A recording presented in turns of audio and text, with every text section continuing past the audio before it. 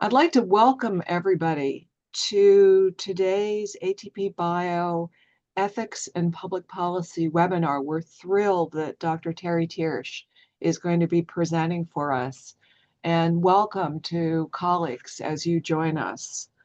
In today's webinar, Dr. Tiersch is going to present on community-level approaches to safeguard aquatic genetic resources.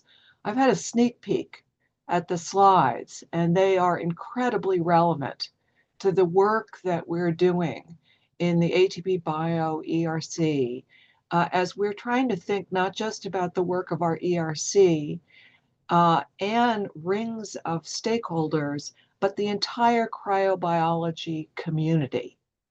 And I'm extremely excited that Dr. Tiersch is going to kick off a conversation. I'm Susan Wolf, Regents Professor of Law and Medicine at the University of Minnesota and chair of the university's Consortium on Law and Values. And I direct the Ethics and Public Policy component, EPP, of our ERC, together with Dr. Tim Pruitt, who is going to be co-moderating today. And Dr. Pruitt is professor in the Division of Transplantation here at the U, as well as co-director of EPP. In the Ethics and Public Policy component of the ERC, we work to promote ethical development and deployment of the technologies the ERC is pioneering. Core to our work is an expert ethics and public policy panel, EP3. Dr. Tiersch is a member of that panel, and so are a number of the folks joining us today for the conversation. By way of very quick introduction, because I don't want to invade too much of Dr. Tiersch's time presenting, Dr. Tiersch is professor in the School of Renewable Natural Resources and director of the Aquatic, Germplasm, and Genetic Resources Center at Louisiana State University. His research focuses on technology development for the study of genetic resources from aquatic species, genetic improvement, and germplasm repository development. I am a huge fan of his work, including his really pioneering work on how to move an entire field forward. Dr. Tiersch, Dr. Pruitt, and I have no relevant disclosures.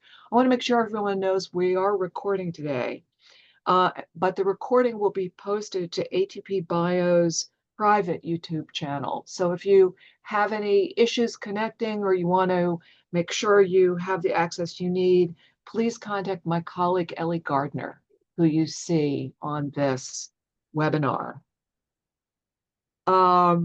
Today's talk is not only important, I think, for the leadership role that our ERC is playing in the field of cryobiology, but it's also relevant to some of the specific work we're doing.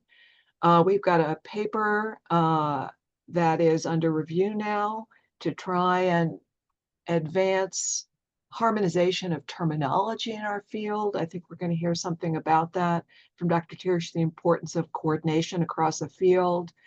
It's relevant to the Net Ethics project that EPP has got separate funding for from NSF to think about the dynamics within dispersed research networks. I think we're going to hear about that too. And it's also germane to a survey that I hope you all saw just launched this morning. Thanks very much to the whole EPP team, especially Dory Henderson. It's a survey to really elicit the views of our researchers and stakeholders first within the ERC on which of our technologies are likely to bear fruit earliest, on what timetable, raising what ethical, legal, regulatory, social issues with what potential solutions. It's a quick survey. I'm just giving this promo to encourage you to take 15, 20 minutes to really volunteer to complete it. So all of those are great reasons to stick with us today. Dr. Tiersch is going to present for about something like 35 minutes. And then we're going to open the floor to QA. So when we get there, Dr. Pruitt's going to ask the first question and help moderate. So use that raise hand function if you don't mind, so we can call on you. And with all of that, it is now my great pleasure to welcome and to thank Dr. Tiersch. Well, thank you, Susan. I'm going to try to share. Is that working? Yes? Very Yes. good. Well, I really am happy to be here. I've enjoyed so much being in the EP3 and net ethics groups and ATP-Bio. And I really want to say that today I want to talk about community level approaches rather than something maybe more technical. And okay, how do I advance a slide?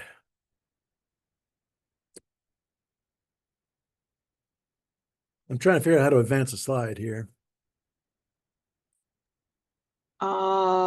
Is there a little thing? All right. Terry? There you go. Yeah, I just have to do it with the mouse. Okay. So again, I really want to say thank you for this opportunity. It was a great time to really think things through about what's going on and to demonstrate how grateful I am. I've decided that, this linear, straight line narrative form that we often use, not good enough. And so I want to try an ascending spiral today in this talk and indeed throw in some bonuses, some bonus material. And the hope is that this will correlate form and function. We'll be able to integrate this idea of levels and cycles by using that as the form for the organization for the talk. So at the core, what I want to talk today about is genetic resources. And so just to make sure we're all on the same page, I want to just talk about that a little bit. And genetic resources are any kind of genetics, an allele, a gene, a genome that's of known value today and unknown value tomorrow. And they can come in a variety of forms, but essentially you're looking at these genetic resources as a raw material. And seeds are a good way of understanding this. We call this germplasm because we can make offspring. And plants do the work for us in crops. They package the genetic resources in little containers that can be transported, stored, exchanged. So it's a very convenient system, and humans have been doing this for thousands and thousands of years. Initially, just to be able to make a crop reliably each year, and then people realized they could get better crops. And this led into breeding type of approaches with these packages of genetic resources. In the past century, we've brought this to livestock. So for example, semen, sperm of bulls can be frozen, put in straws. That raw material is converted into a product, which then can be exchanged, sold all around the world. It can also be stored and characterized. So genetic resources are a raw material that can be turned into a product and then gain a lot of benefits for it. And what I want to talk about today is the genetic resources of aquatic species. And so if you look at any global assessment of the resources, such as done by FAO, even if you work with fish like I do, you cannot help but be just amazed at the incredible diversity within aquatic species. And one of the very few things they have in common, all of these different aquatic species, is that they're not protected. The genetic resources are not protected. They're currently stored in the raw material form. The genetic resources are stored in live animals. We don't have the mechanism to convert that into this product that can be readily exchanged, stored, characterized, inventoried, and shared. So the trick is, how do we protect these resources and move them into a system where humans can have more advantage to work with them? And I should point out, dairy bull sperm, for example, is a multi-billion-dollar global market. You're not selling the meat, right? You're selling the genetics. So that's the thinking here. Now, for aquatic species, this is a big problem. It's an enormous global problem. We have all these species and we're not protecting them, and we're not really exploiting the possibilities for genetic resources. And we're Americans, let's look at a scoreboard to try to figure this out, all right? So if you look at dairy, which I already mentioned, and you look at the ratio of researchers to the species, there were thousands of researchers that devoted their entire careers to one species. In fact, it's half a species. The other half of the species is beef. It's a separate industry. Now we go and look at aquatic species, it's reversed. We have thousands of species for every researcher. So this difference in scale is one of the problems why we have this enormous problem for aquatic species. And when I say a big problem, I mean it, truly global. And any assessment of what we need to do to move forward, if you look at the number of animals, the number of samples, the number of data points, they're all in the millions. Right? So this is a big problem in a lot of ways. And it's worse than that, really. As bad as that sounds, it's even worse. If you look at the USDA plant hardiness zone map, it just had to be adjusted because of climate change. Where you can plant things and how they'll grow had to be changed because of climate change. When you look at coral bleaching, they had to add extra levels of, alarm because the current system wasn't bad enough. When you start living in Louisiana and people say, we need a new category for hurricanes, category 5 isn't severe enough, we need a category 6, you're kind of getting the idea, that things are changing. And that's where we're at, right? It's a time of tremendous change. There's got to be a lot of adaptation. So we have this tremendous problem with protecting these genetic resources, and now we're confronted with this enormous amount of change that we have to deal with. And prior to this, people would say change is risk, right? We'd measure change in risk. Now I think we have to measure change in inevitability. It's no longer safe to play it safe. At some point, you just have to keep moving because change is going to come get you no matter what. And that brings us to this point. This is an enormous problem for aquatic species. No single company, no single university, no single agency, no single country is going to be able to handle it. The only way to approach this problem of the genetic resources of aquatic species is through, at a minimum, community level approaches. We have to work together, find ways to move in synchrony and a common mission. And hence the point of this whole talk. Now, here at the Aquatic Germplasm and Genetic Resources Center, we were purpose-built to address this problem at the community level and above. And our mission is to support development of germplasm repositories for aquatic genetic resources through extreme, interdisciplinary collaboration. And that's not just a word we throw around. I mean, we live by that. And so we didn't say that the AGGRC should become the world's repository. No, that wouldn't work, especially here in Baton Rouge, Louisiana. So we tried to do something harder. We help other people build their own repositories, have them develop their own capabilities. And as that's done, each of these species, each of these locations, they all have unique requirements. But at the same time, that we're developing these custom solutions for these unique requirements, we've got to look ahead and ensure that it's networkable.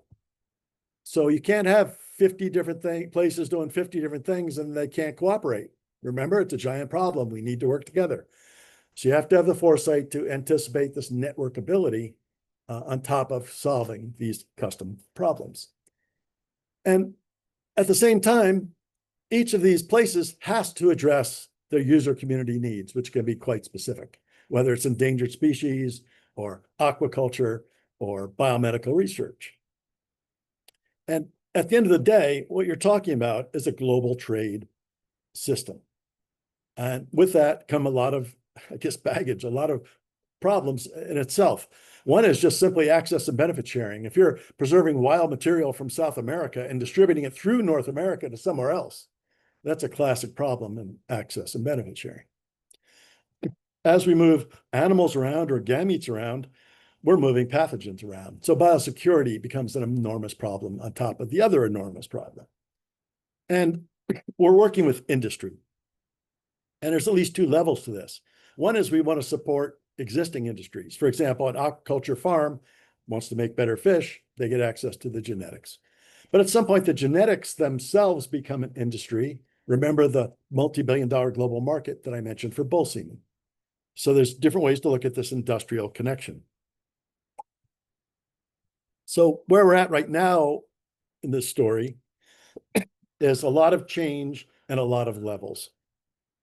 So the best way to approach this would be to try to prioritize in some way. And as I said before, there are hundreds of species. And it's dizzying. I mean, it's just too much to cover. So one way to prioritize might be, as a first pass, is to break them into sectors. So you can look at aquaculture, conservation, biomedical, or wild fisheries. These are enormous groups, but it tends to minimize the tremendous diversity you have to deal with. Then we have to look at things and ask the question, how can we kind of conceptualize it?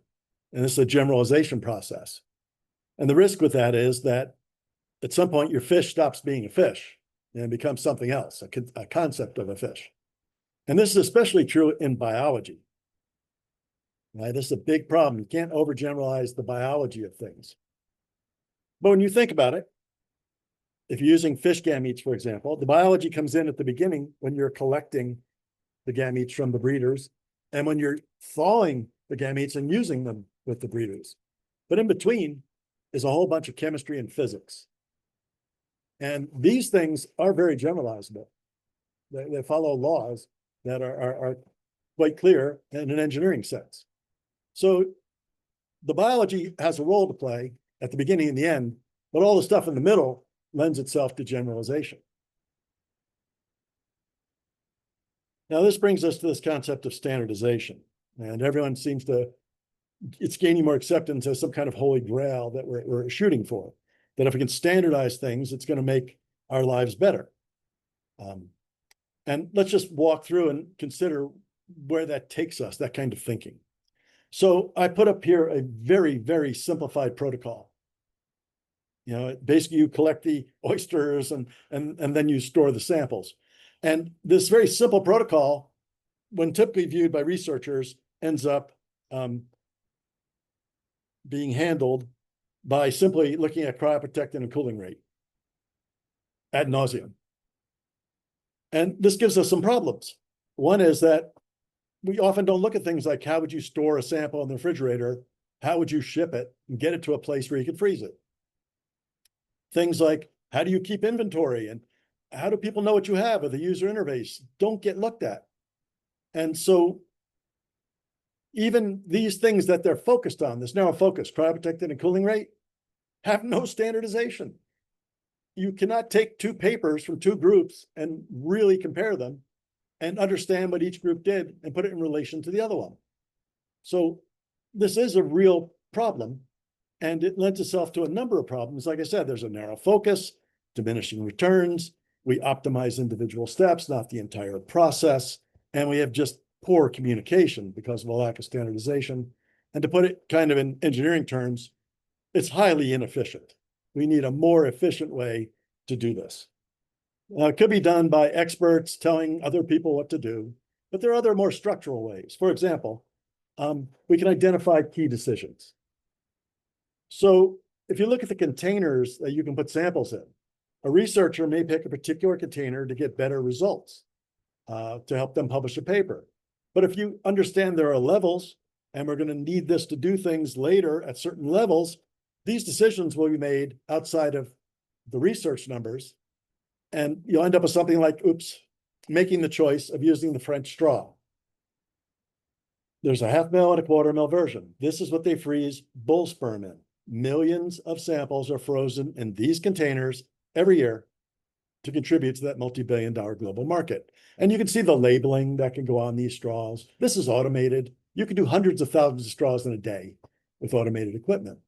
This is a form factor that's proven for decades. All the infrastructure is there. So why would we use some weird container when at the end of the day, we want to move this into an industrial format? So by making key decisions, you don't need to declare or tell people what to do. They just need to be aware of where the future is, and they can reverse engineer from there to dictate what they do today. So what I'm saying is standardization will come if we make good choices based on where we're trying to go. Now, standardization, again, this thing we keep pursuing is based on process. We standardize a process. But what if everyone does everything in a different way? You can't standardize. Well, then you get its cousin, the bonus, harmonization, where you try to align things based on the results, the outcomes. So you can all do it your own way as long as we get something reliable at the end. And each of these, again, should focus on the future, where we're going, rather than just simply perhaps writing a manuscript. Now, at the end of the day, the reason we do all of this, standardization, harmonization, the reason we're doing it is quality management. Now, this is a different world for most people doing research. They'll do quality evaluation as a data point, but that's different than quality control, quality assurance, and a quality management program. But in an industrial setting, this is where you have to be. You have to provide quality management so people can take that raw material, the germplasm and genetic resources, and have faith that when they buy that product, that it's going to give a reliable outcome. Now, a quality management approach leads us to commercialization, industry development, and eventually there will be large amounts of funds available. And again, the example for dairy is multi-billion-dollar global market. These things are totally unexploited for aquaculture, for example, fish farming. If the product form was available, if it was reliable, people start using it, suddenly these markets grow. And I'm not making this up, right? I'm in a building that used to be a dairy bull building. And that industry grew up while this building was here. So this is a reality. We've seen it before. Well, this is kind of the end of a first cycle in that ascending spiral. I want to go back and try to look at it again in another way and maybe help get these concepts to move forward. So how would we make this work? How would we go from here? Let's start something very simple. You have some germplasm, right? It's a sperm sample, maybe an embryo, and you freeze it. And you'll do that a few times and you build a collection. All right. And this is where most research ends, right here.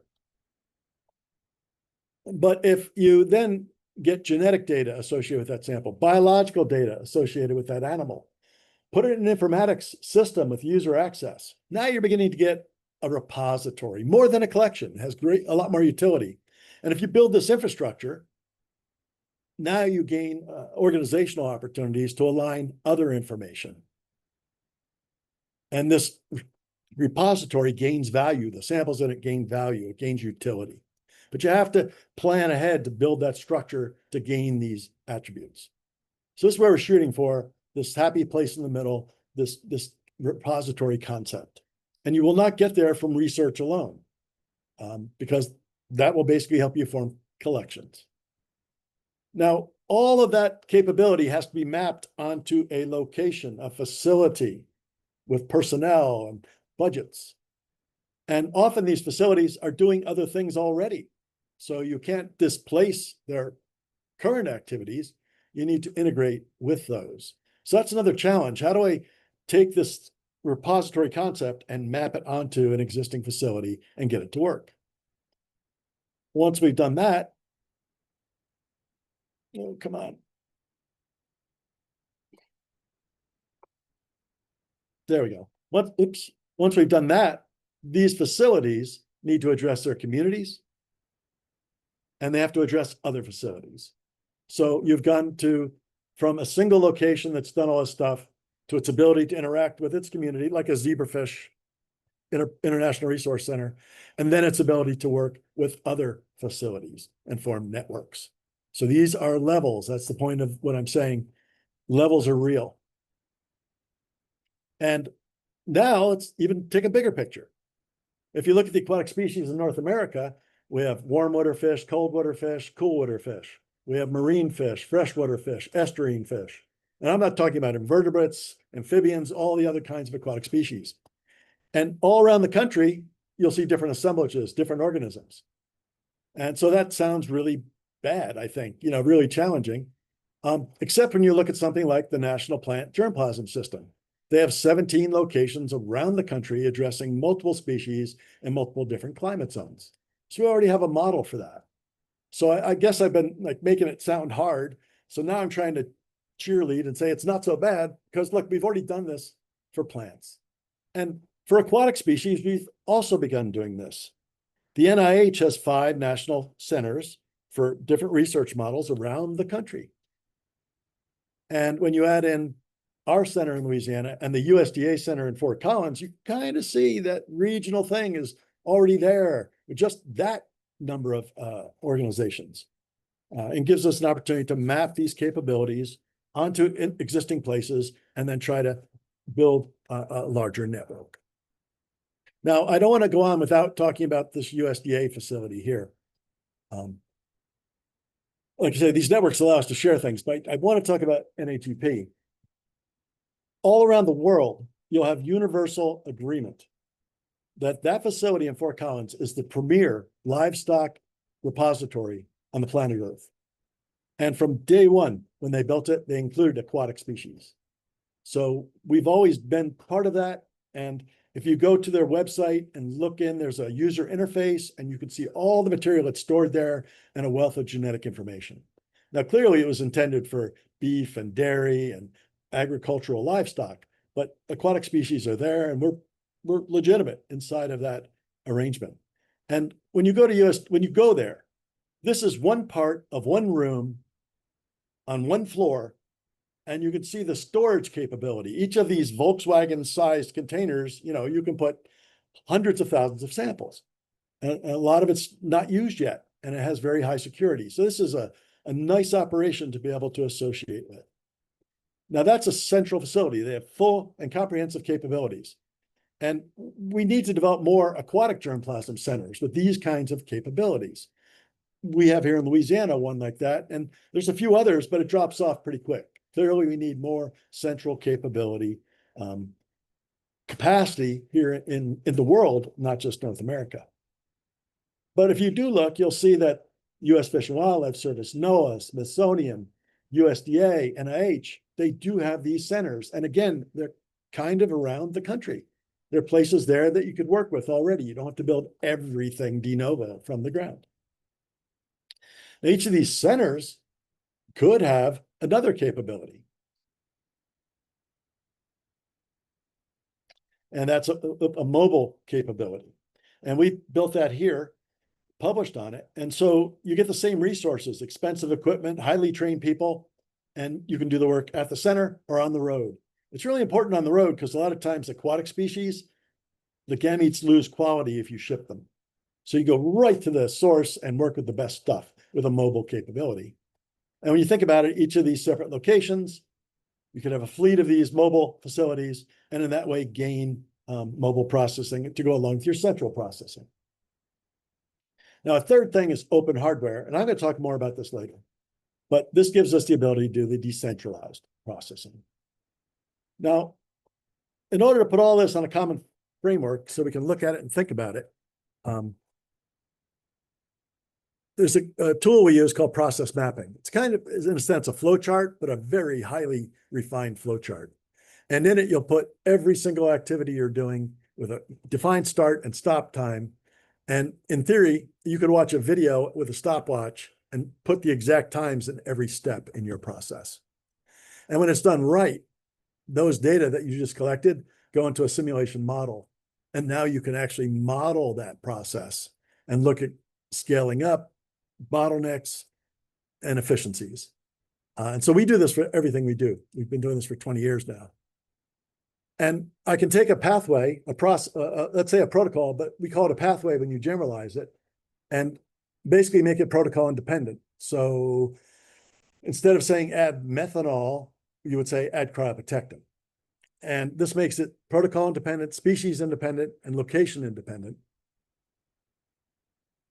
And we can go back and remember that center where we had to add this activity in. We can start figuring out where the bottlenecks are, where the costs are, and do a better job of integrating it into that facility that's already doing stuff. We can also look at how that facility then interacts with its community. and look for efficiencies to make sure we can make it cost effective or scalable. And then we can look at the network level and map that as well, process map it, and look for, again, the same kinds of benefits that we can gain. So this is that ascending spiral, right? We just made another loop. And now I'm saying with the right tool, a tool like process mapping, we can simulate these and make all our mistakes in the computer without having to spend the money to make them in the real world, and at least minimize the time it takes to move things forward. Now, as a side benefit to having modeled it and applied it at various levels, you begin to collect information that allows you to identify and minimize defects in your process and in your samples. This is a quality control, quality assurance approach. It's a side benefit of having used the modeling to just envision how you were going to move forward as you moved up through levels. You, in a business sense, you could be looking at where your costs are and try to reduce waste and improve revenue. And again, this is what the software was developed for. It was developed to run a factory and make more money, I guess you could say. Now, again, we can collect time information, but as we go through a process, we can look at quality information, find out where we're losing quality, because each step is being monitored. It's a quality control process. We can see where the costs are and then try to figure out ways to minimize those costs. And we gain all sorts of efficiencies. So once again, I'm making another loop in my ascending spiral. You can see these variety of things that need to be done beyond simply finding the correct cooling rate, and move yourself into an area where you can have an industry. And when you think about these levels, they're real. And some are associated perhaps at what a center does. Some would be more associated with what a network would do. And they're qualitatively different. You just don't do more of the same thing. It won't work. It can't be done. There are qualitatively different things that have to be done at the different levels.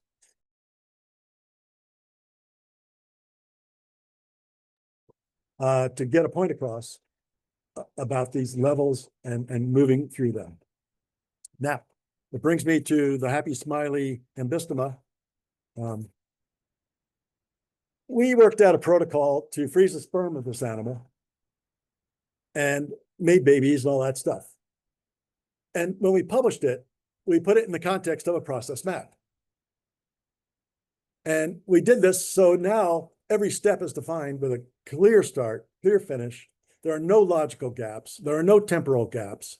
And this, yes, will tell you the protocol, but you could collect those data and put them in that simulation model. And if you wanted to do 10 salamanders or 10,000, the model will tell you how to do that, how to optimize it. And the beauty of this, I'm finally getting, where I wanted to go. The beauty of this is it's a community resource. Remember that standardization problem where everyone gets this narrow focus, they optimize individual steps, they chase diminishing returns, they don't optimize in the entire process. Well, this as a community resource, now, if every researcher is looking at this, we're all using the same terms, we could measure them the same way. And we could say, look, there's been 50 papers on cryoprotectant, but there's none on shipping. And start doing the work that needs to be done to put the whole package together. So this community resource concept is a way of gaining that standardization, a way of gaining a structure without imposing it from above. This is something that would develop at a community level. And these process maps are highly flexible and can be changed based on every single community's different needs. So you could have an endangered species of catfish and develop a process map for how you want to do it. And a farm-raised catfish that could be the same species and have a different map. And it takes, by moving up to these levels and generalizing, you gain these other benefits. All right, I'll come back to that, but that was supposed to make you all feel happy and uplifted and encouraged. So off of that momentum, I wanted to add another bonus. All right, and this is for EP3, this is for net ethics, all right? So I put 3 words up there: novelty, invention, innovation. Please do not make the mistake of thinking I'm talking about 3 separate definitions.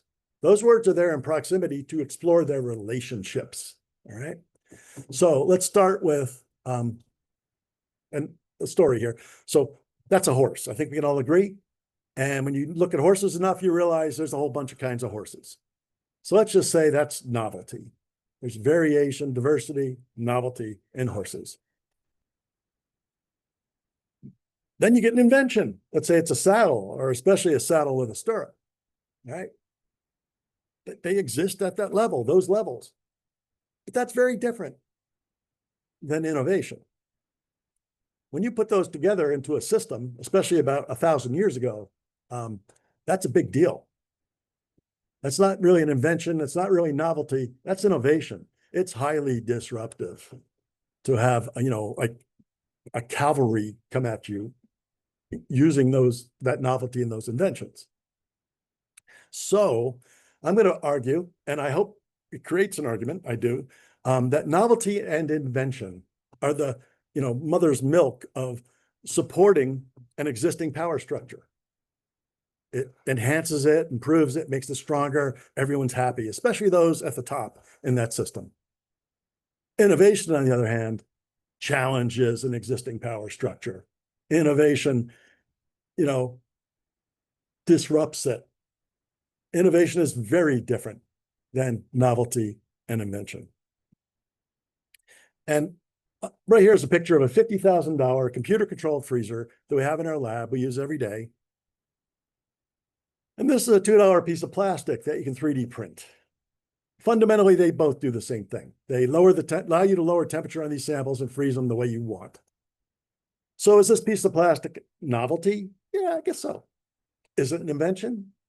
Perhaps. Is that piece of plastic an innovation?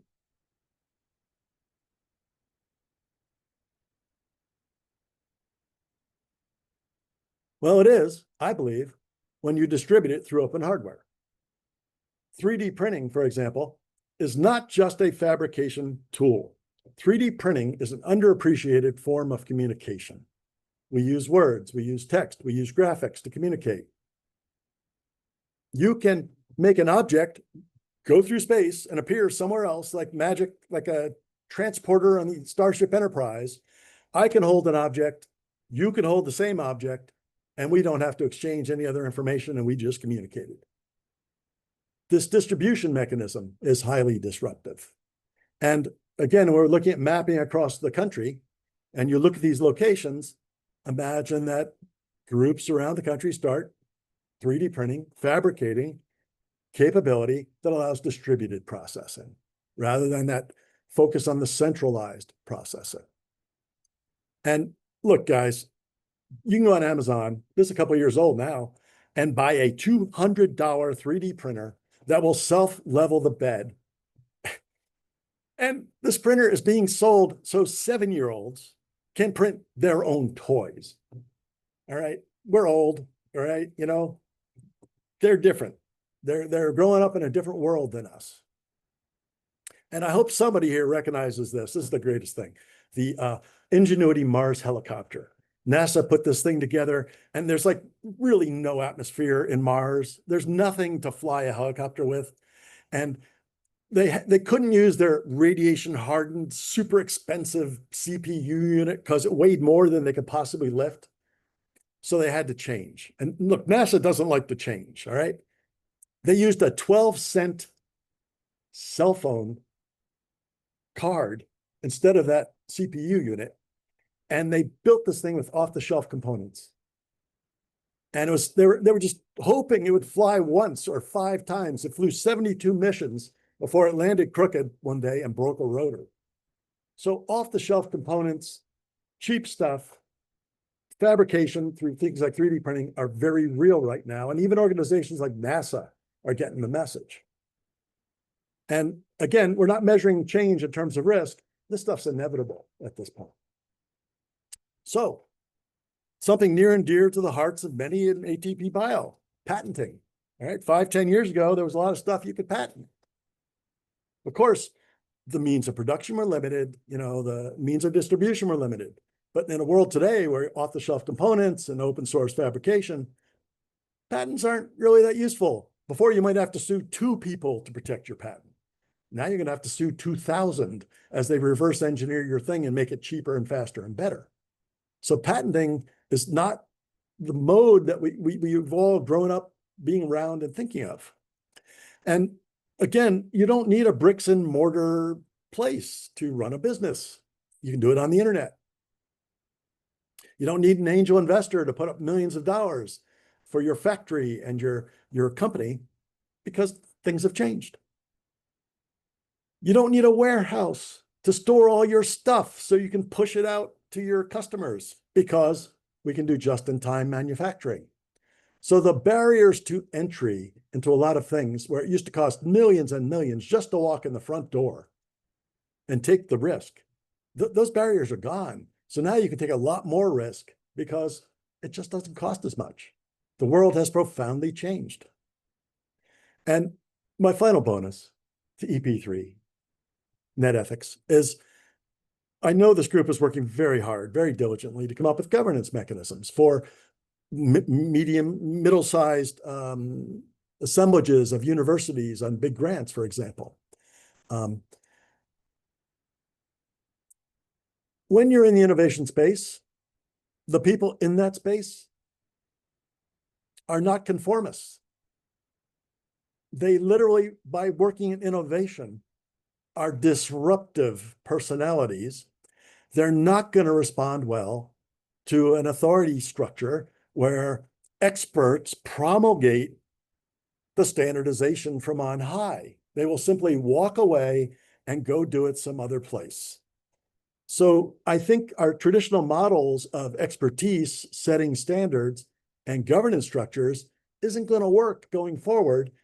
And I'm saying, as explicitly as possible for me, that maybe this community level self-organization is a way to go. So again, this process map, I don't care how innovatively oriented you are, if it's going to work, you're going to do it. And now you've got some kind of community governance appearing outside of a formal structure, still very strong and very effective. So I throw that out there as a bonus for you guys to ponder, and we can talk about it more. And I just want to end up by saying, this is a 75-year-old building for the most part. And we've been there over 10 years now, and we've changed constantly, and we view ourselves as being in version 3 right now. And in the past year, we've become our own department, essentially, a cost center. We've gotten approved as a state Board of Regents Center of Research Excellence.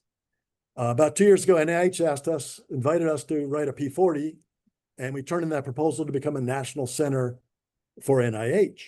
And so we've rebuilt ourselves over and over and over, and gaining some stability perhaps. But again, we started 75 years ago in this building as a dairy improvement center. So it's a legacy to see how they went from not able to freeze bull semen to building those markets. And now we're in there doing the same thing again in a cycle, like an ascending spiral, with aquatic species. And just real quick, there's a bunch of stuff there. We have training space. We have this thing we call the electrocryobiology laboratory, where we not only 3D print things, but add in the electronics needed. We have about 150 3D printers throughout the building of many different types, but this is our printer farm where we can do batch fabrication. There's about 50 printers in there. We have a microfabrication facility, resin printing that we've installed. And we're not just distributing open hardware as single pieces. We put them into kits, and that's another big initiative we're doing, and created this kit factory. And we always maintain our reproductive biology research capabilities. We just added a cell culture capability because we're working on a cloning project. And at this point, we have about 15 husbandry spaces, because aquatic species come in a lot of different forms, including 4 spaces that are inspected at this very high OLA, NIH level. And we have industrial scale processing. Now, I pointed out at the beginning that in order to address this problem, you should think in the terms of millions. And people go, oh, Tiersch, you're just, that's just pie in the sky. Well, we have one piece of equipment, for example, that can do 1 million samples in 2 weeks. And we have 3 or 4 pieces of equipment like that. So we could literally do millions of samples in a week. So millions to me is not unrealistic. It's like reality. It's just, I don't know where I would put them. I don't know where I would store those samples because there isn't enough capability. for it right now.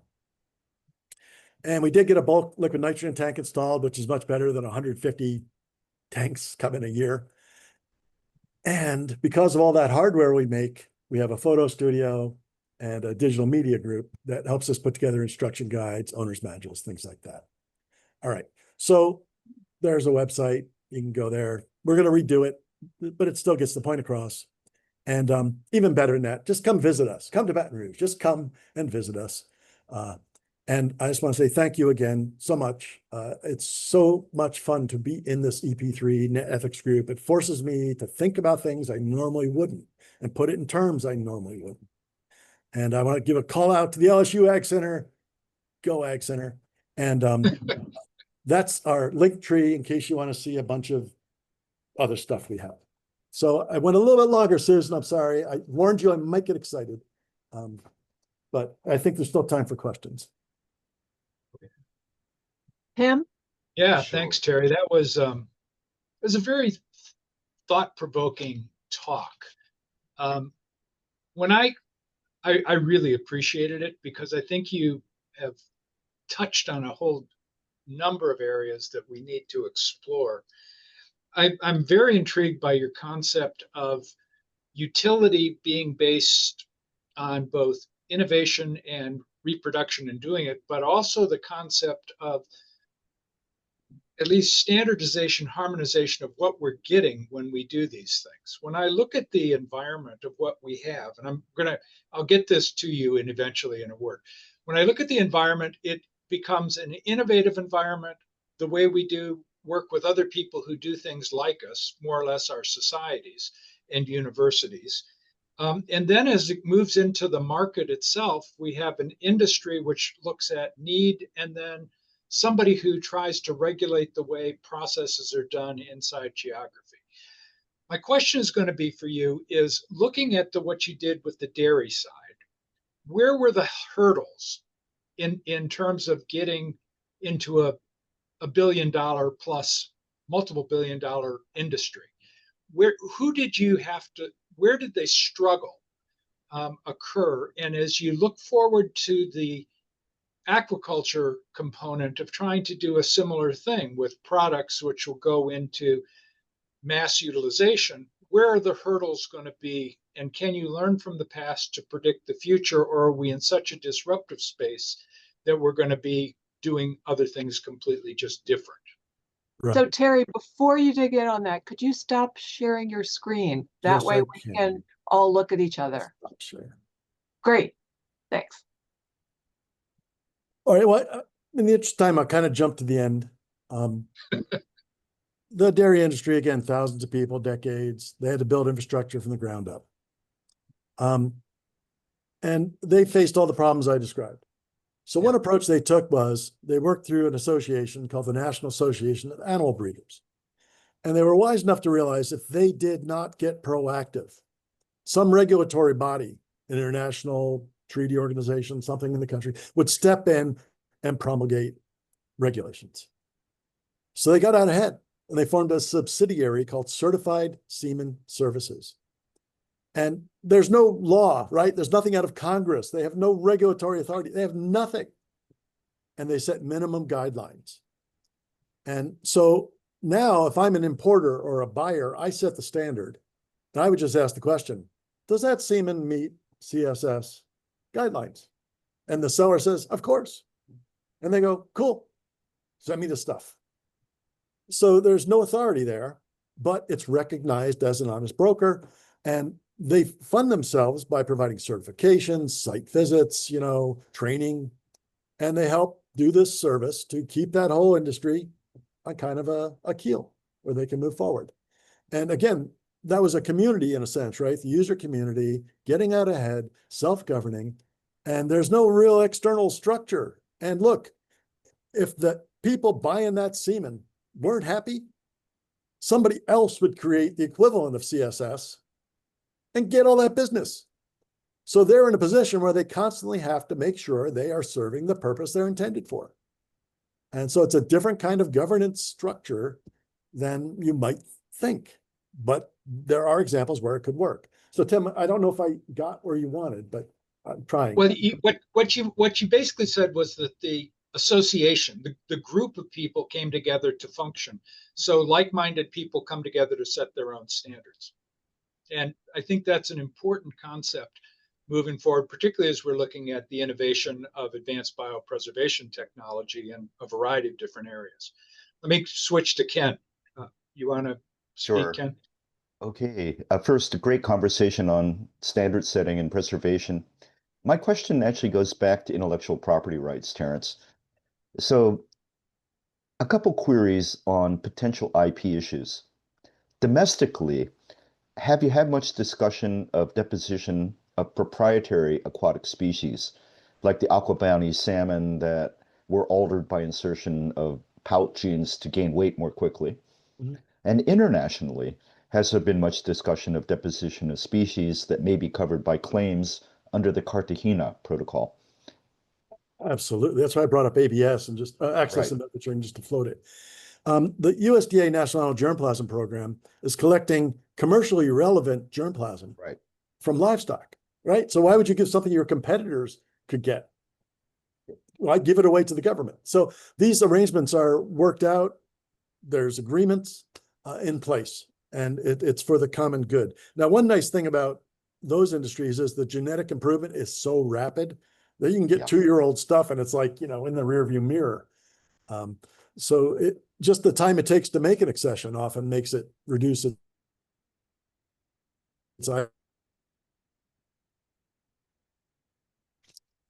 IP value. Everyone, the CEO of Aquabound, he's a former student of mine, and he broke off into another Good. subsidiary called Center for Aquatic Technologies, right? And he's a custom bespoke breeding program developer and deals with IP issues all the time because these companies put a lot of money in breeding their shrimp or whatever, and they don't want to get out to their competitors. So we're kind of primitive as aquatic species compared to real livestock industries, but yes, we would learn from them.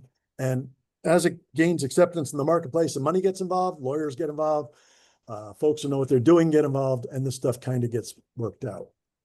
So basically, you're carrying over the policies and practices from bull semen and cattle breeding and using that as a template for how to handle the aquatic species. I'll be blunt and honest. You need a success story for people to even listen to you, Right. right? Okay. So dairy is a Summary, yeah. success story. But Got yes, it. there's a lot of structure there that you can transfer. And you're only going to transfer what works. So some of it works, some of it doesn't, Thank you. Thank you, Terrence. I have to moderate a meeting right now, and I apologize for leaving. Take See, care. Ken, it's always a pleasure to talk to you, man. Okay. Susan? I wanted to ask you, Terry, about, we've been talking a lot about stakeholder engagement. So it's very clear from the stories that you told, which I think are incredibly powerful, that key stakeholders include the scientific community, ideally, if you can get them all to talk to each other. And I heard industry there too. But we've also been thinking about, as you know, for example, in the organ space, clinicians, patients, the greater public. I mean, I wonder how that kind of broad thinking about what stakeholders when in the process fits into your story. All right. I use the word raw material for a reason. Maybe some people know this definition. The conversion of raw material through the use of machinery, equipment, labor into a product has a name. Anybody? It falls into an economic sector known as manufacturing. The primary sector is, farming, mining, accumulating raw materials. Manufacturing is a secondary sector. Customers and businesses buying that stuff is a tertiary sector. And then the support, the research and technology development to support all that is a fourth sector. When you view what we do as manufacturing, not science, not law, not engineering, manufacturing, you are in a highly interdisciplinary space.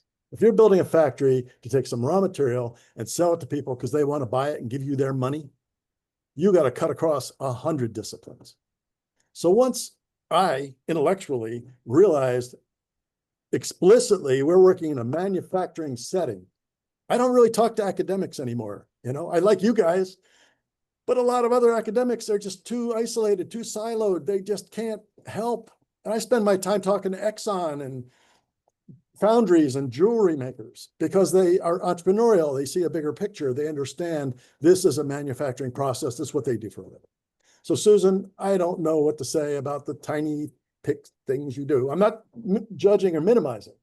I'm just saying sometimes you have to step way back and get a big picture to come back in and decide what you want to focus on. So for me, it was realizing I'm in the manufacturing business. And then everything got clear and easy, you know? Right. Karen, we have just a very short time. You have a quick question? Very, very quick. My question is on, relating the manufacturing of bull semen to the manufacturing of a variety of different aquatic organisms, semen, for instance, where some of them don't even have protocols that are developed. So like, how do you step back? Do you step back and look at the most commercially, economically viable species that you focus on first and then go from there? Or what is your guideline in coming to trying to adapt this to a variety of different species? We have an oyster hatchery folks here today for 3 days, right? So we deal with the public sector all the time, and we have very simple rules.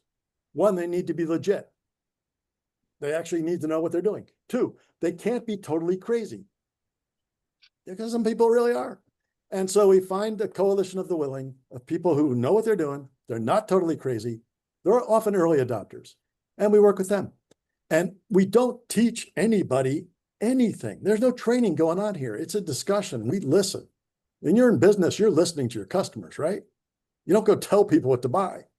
And so when it becomes an exchange and interaction, you break down the one-way flow, the authoritarian promulgation from above, it opens up whole new areas and vistas. And then in engineering, engineers recognize it as user-centered design. It's just another way to approach a problem. So we listen a lot. We do hundreds of tours a year through this building, nonstop, just to listen to people. And most of them are not scientists. So how do you explain something to someone? How do you get them to understand it? These are all valuable things, but they don't look good on a CV. They're not going to get you whatever. So when I have at least 1 foot in the innovation space, you don't worry about stuff like that. The traditional reward structure, you just have to wave goodbye and move into some entrepreneurial space and let the chips fall. So again, a lot of academics aren't going to be willing to fully embrace that. And it's okay, I'm not judging, but go find someone who is and work with them, you know? And I apologize, I didn't leave enough time for questions, so I messed up. I'm so sorry. Yeah, no, that's okay. We really appreciate it. We're out of time. The one thing that's going to be there is, when are you going to move from a cost center to a revenue center? And we can do that. You're already revenue center. I mean, that's the important part of moving out of the university cost center into what we do. Anyway. Well, Tim, we were diversified across 7 federal agencies, USDA, NOAA, NIH. I'm thinking we're golden, right? Until a few months ago, something happened. And so now we've got to develop this whole customer-facing unit, the revenue generating, and develop an entire philanthropic messaging system to build back into the center. And again, we're not built to stay the same. We change every single day, so we just do it. And that's the nice thing about being nimble and flexible. We're a perpetual startup. So I'm hearing you, man. I'm totally on board with what you're saying, you know. Excellent. Do we have a quick minute to address a question in the chat by Raphael? Sure, show, man. Sure. I mean, it's what's the biggest technical engineering challenges that the AGRC faces? And what's your biggest? Well, here's another cool thing. We have 40 people here. We have 10 staff and like 30 undergrads at any given time. So half of those are engineering students, and they're much cheaper to hire them as students than they are after they graduate. Now, we ran 40 senior design capstone teams through our building last year for interactions, trainings, whatever. Plus, we employ about 20 or 30. So that's 200 engineering undergrads that go through our building of every single kind of engineer. We have no affiliation with the engineering school, with the college, none, zero. We just appreciate engineers. And everything we do is broken down to a level that can be handled by undergrads. And let me tell you, I am out of the graduate student business for the most part on engineers. These kids have been building robots since they were in 7th grade, and they come in here with fully developed skills as a freshman, and you just hand them a project and get out of the way. So anything that can be handled at a hobby level skill of coding, soldering, fabrication, those are the technologies that we address. We leave all the hard stuff to John and that group. They're a very, very elite group, right? We're not going to go there, but we want to talk to John, and we know, those guys, and we value them. So that's how we kind of partition the space, right? Well, I'm going to have to say, we're going to have to bring today's webinar to a close. We're over time now. I want to thank you, Terry, for a fabulous talk and stimulating a lot of conversation. Need to make sure that we know about the next ATP-Bio public webinar. Will be on Tuesday, November 18th at 3 to 4 Central Time, when Professor Adam Higgins from Oregon State University will present on optimizing CPA composition and delivery to avoid ice formation with minimal toxicity. And with that, we'll say thank you and have a great day. Bye, Thank you, everybody. Terry. Really Thanks, appreciate it. Terry. Guys.